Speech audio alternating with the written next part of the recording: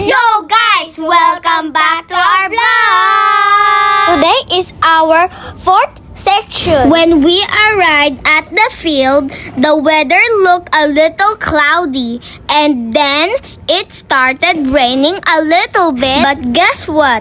We did let the rain stop us. Wow. That's right. We keep trying.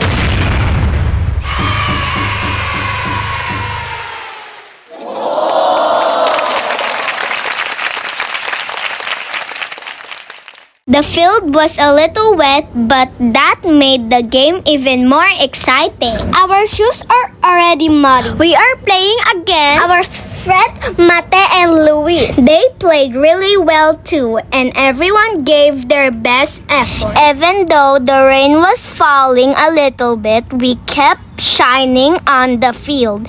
We listened to our coaches, stayed focused, and never gave up. Every time we scored, we felt so happy and excited. And we keep making goals. So nice. It was having fun, learning new skills, and playing with our teammates.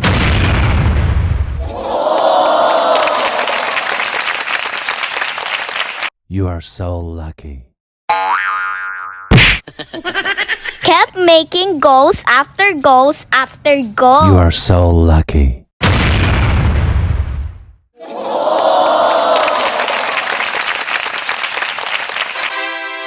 Watch this. No!